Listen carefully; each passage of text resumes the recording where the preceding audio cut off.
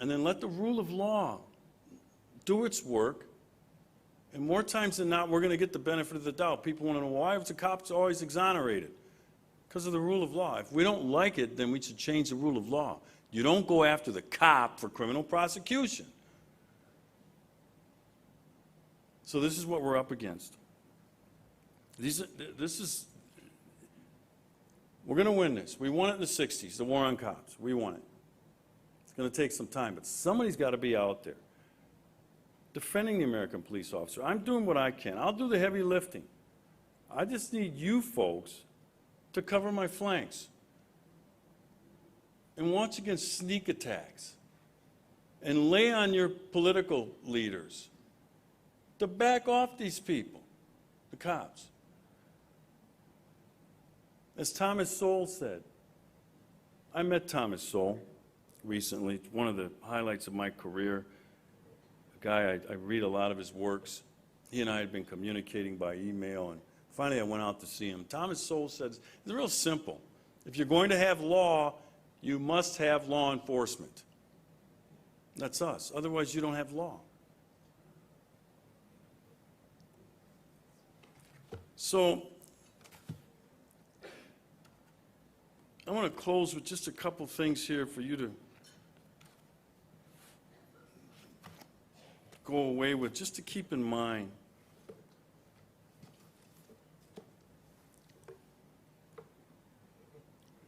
This is good. Many of you are at that age. You remember Peter Falk Colombo.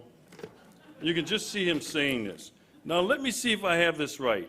The family situation is so unstable, Junior doesn't even know where to send a Father's Day card. There's no guidance or discipline in the home. Junior gets dumped into the education system where he is socially promoted because the overwhelmed school district can't deal with the undisciplined whelp. Junior's major formative influence are gangster rap videos and a corresponding peer group of gangster wannabes. At age 18, Junior is turned loose on society, carrying a bad attitude, a broken compass, and little respect for authority. Junior gets himself into big trouble with the law and meets with dire consequences. Then the situational diagnosis is that the police need more training and understanding. Pardon me for asking, but do you really believe that bullshit?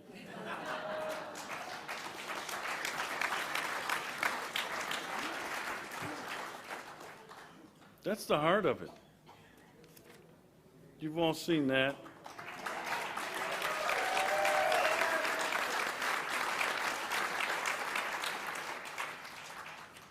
You're President of the United States, draping himself with a couple of law enforcement lackeys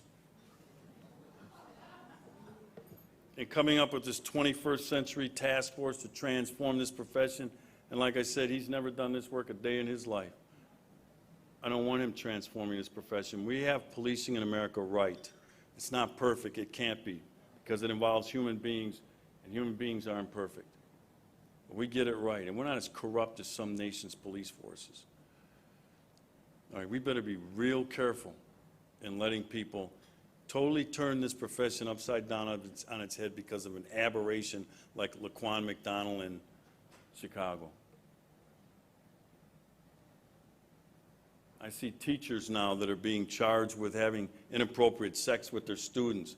I haven't heard anybody say that we need to transform the profession of teaching. No, we deal with those bad teachers. That's the last one was for another day. Baltimore, Maryland. Can you imagine what the cops must have been feeling after watching that in real time, their cruiser?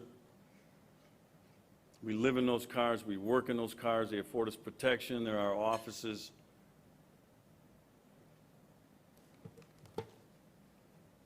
Riot starters.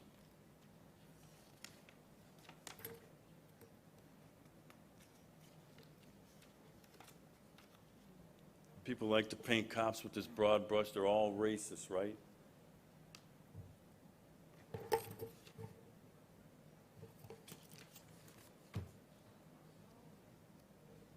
Anarchists. Don't be fooled by these. They're not protesters, by the way. This is insurrection. That's what I said recently on TV. When I hear these things, Black Lives Matter, the only people who really believe that are American police officers who go into the American ghettos every day to keep people from killing each other. When you see the black-on-black homicide that happens on a very frequent basis, we don't see protests, we don't see marches, and we don't see demands for change.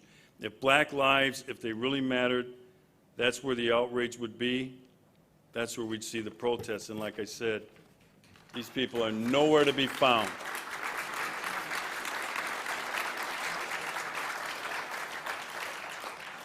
I'm proud of these guys. I say guys neutrally. Proud of these men and women that come in here every day under these difficult circumstances. Even before now, it was still a difficult job. It's just been made more difficult. No respect for authority.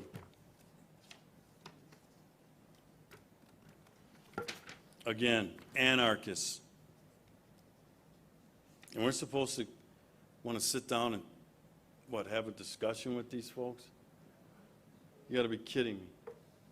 More dialogue, the president says, with these people?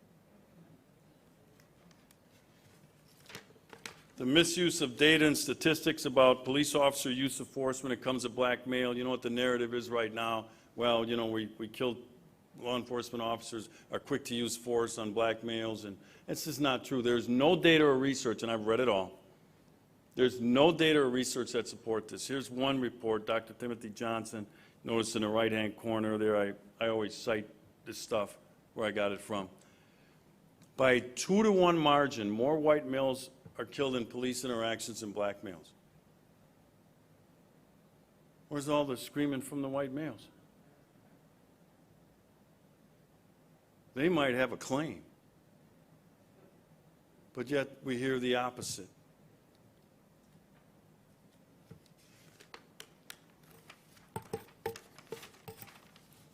Meant to be humorous, but it's not.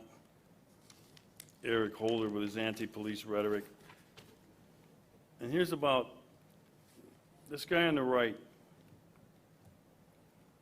Was killed last week, police use of force in the city of Chicago. And it resulted in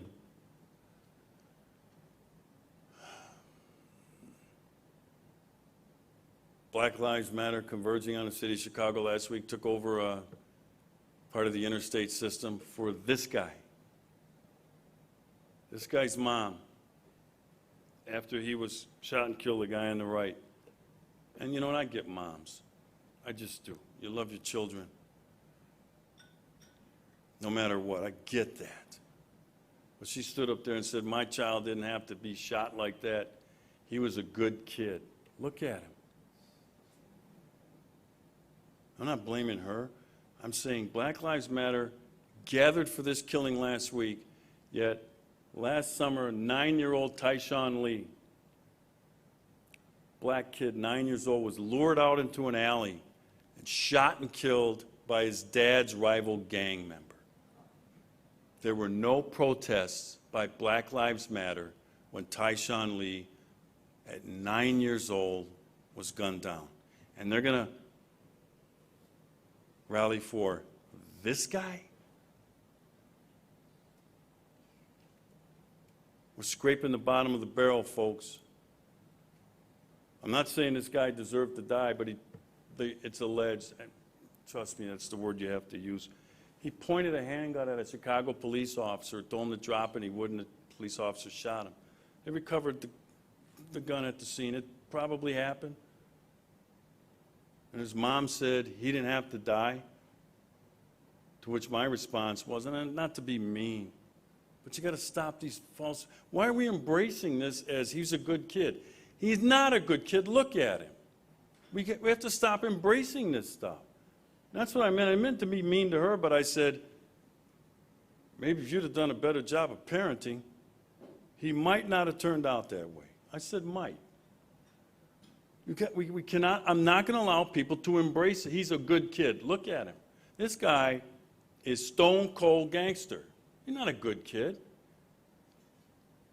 Things were not going to end up right at some point in this guy's life. Maybe another rival gang member or shot in a drug deal. He wasn't going to live that long. The leading cause of death black males under 25, homicide. You know what it is for other demographics? Under 25, leading cause of death, white males? Accidents. Homicide, ladies and gentlemen, leading cause of death. Lifestyle choices. Remember when I said, I tell young people, make better lives. He made a lifestyle choice. He chose thug life. He made that. And then I hear all this stuff about how the cops got to do a better job of improving their relationship with the community. It's a lie. No, we don't. Here's a Rasmussen poll. Nobody would accuse Rasmussen of being this pro-cop group, right? So they did a survey. This came out 2 weeks ago. What America thinks good cop, bad cop. There's a war on police in America. Nearly 60% of people agreed with that were polled. Crime in urban areas is a greater problem than police discrimination. 70% of those polls said, yeah, crime's a bigger problem. Political comments critical of police are increasing the danger.